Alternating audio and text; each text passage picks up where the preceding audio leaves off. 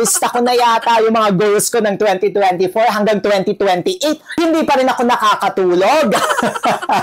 Pero upon checking the ingredients niya, mga kamukha, meron po pala itong dalawang pakanta na lang ng "Oh, diba? Nakaka-jute ang gina at iniwan mo akong mag-isa." Para iba.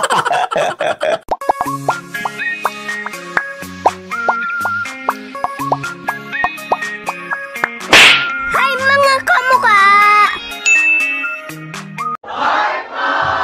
Hi mga kamukha, tayo po yung nagbabalik. Ako po si Sir Lawrence, ang inyong human guinea pig. Heart! Isang supplement brand na naman nga po ang i-review natin ngayong araw na ito dito sa ating channel. At nung nalaman ko na ito nga pong brand na to ay isang matcha, tuwang-tuwa si Sir Lawrence kasi I am a matcha fan. Sino nga ba ang mga team dahon dyan? Team damo! Kasi nga po si Sir Lawrence, gustong-gusto ko po talaga yung lasa ng mga damo, mga tsaa. Ayan, I love milk tea. Gustong-gusto ko talaga yung lasa ng mga mapapait kasi bitter sa life si Sir Lawrence. Bitter talaga. Pero syempre mga creamy side, ayan, mahilig din si Sir Lawrence. Ano nga ba ang re-review natin ngayong araw na ito? Walang iba kundi ang Lux Slim na matcha latte with stem cell extract. Ito na po, let's go agad sa packaging. For the packaging, lahat naman po ng mga important information makikita po natin dyan, mga kamukha.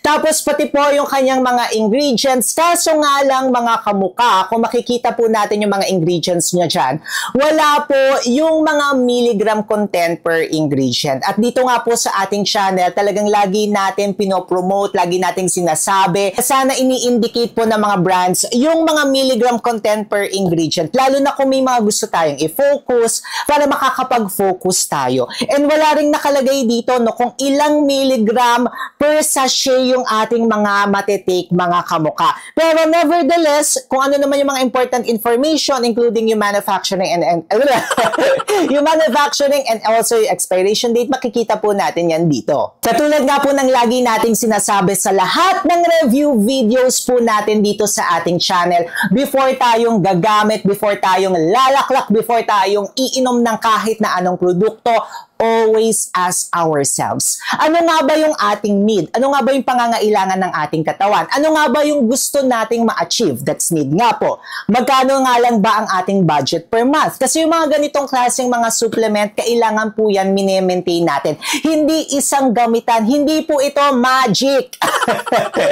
So, kailangan may iaalat po tayo na budget per month. And then, yung letter F naman po is ito yung tinatawag natin na form. Ano nga bang form? Ng glutathione, ng collagen, or supplement, pinapahid nga rin ba yan, ini-spray, kailangan alam nga rin po natin yung form. So, ito nga po yung tinatawag natin na NBF para mas mapadali nga po ang ating buhay.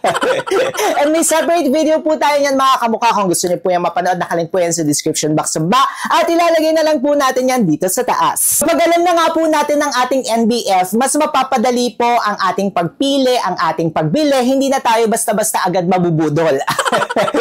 So, ano nga ba itong si Lux Slim Matcha Latte na ito? Okay, kapag i-check nga po natin ang kanyang ingredients, at lagi ko rin po itong pinapaulit-ulit na sa ingredients list po tayo, magfo-focus kasi yan po ang mag-e-effect sa ating katawan. At yung mga brands po, nagbe-base lamang rin sila doon sa ingredients na makikita natin sa isang produkto. So kung titingnan po natin itong si Lux Slim na Matcha Latte, meron po itong 14 na active ingredients. At hindi ibig sabihin po na marami, maganda na siya agad. Minsan, mas konti, mas maganda na siya, or minsan kapag marami tayong gustong i-target, yung mas marami ay mas makakaganda nga po sa atin.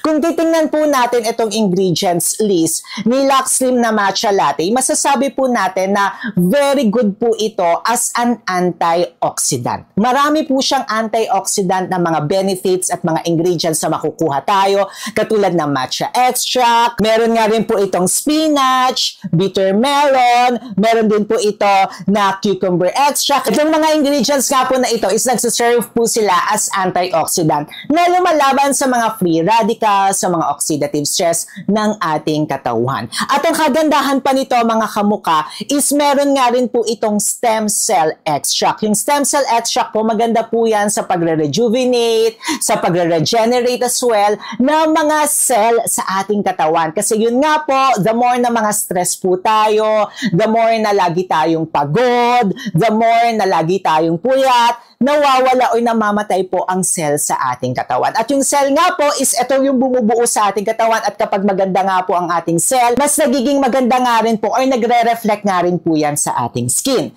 Tapos meron nga rin po itong collagen. Ayan mga kamukha, kaso nga lang hindi nga naka-indicate kung ilan milligram content yung collagen niya. Pero may collagen po ito and usually sa mga ganito, mataas talaga yung mga collagen content nila. So yung collagen naman po is maganda po yan para sa condition ng ating skin. So kung gusto naman po natin ng about sa ating skin elasticity, medyo bumagal yung ating pagtanda, hindi tayo magkaroon ng maraming wrinkles, collagen naman po ang ating ifo-focus. And ang collagen, maganda nga rin po yan para sa ating hair, para rin sa ating mga bones. So yan yung iba pa na makukuha natin sa collagen. Then meron nga rin po itong hyaluronic acid which is also our favorite. Ayan, kung gusto naman po natin na ma-moisturize, ma-hydrate ang ating skin, si hyaluronic acid. Then, meron din po itong glutathione but I think yung glutathione content nito is medyo mababa lang yan mga kamuka. Pero yung glutathione, nagsaserve nga rin po ito as antioxidant. So, magandang-maganda na isasama natin ito with the other ingredients na na-mention natin before. Pwede nga rin po itong makapag-maintain or makapag-lose ng ating weight kasi may dalawa po itong active ingredients which are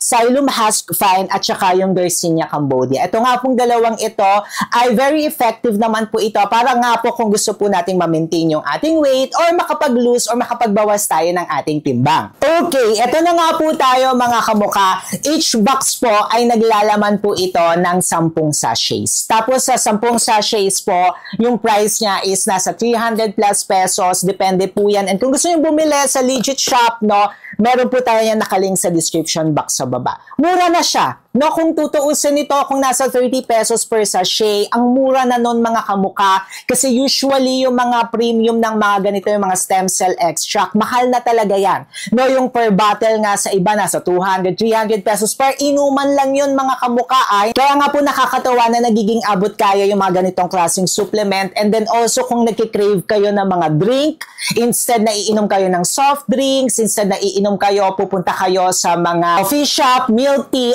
okay na itong mga alternative. For the taste pala nito ni Lux Slim, okay siya, no? Very creamy siya. Ina-expect ko dito na mapait na lasa, pero hindi siya mapait. Very creamy yung lasa ng matcha nitong si Lux Slim. Tapos best siya for me kapag sa mainit nyo siya ititimpla. Then kung gusto nyo naman siya sa malamig, hindi siya kasi pwedeng i-direct nyo sa malamig. So ang gawin nyo is i-dissolve nyo po muna siya sa mainit, tapos tsaka nyo siya lalagyan ng malamig. Ayan!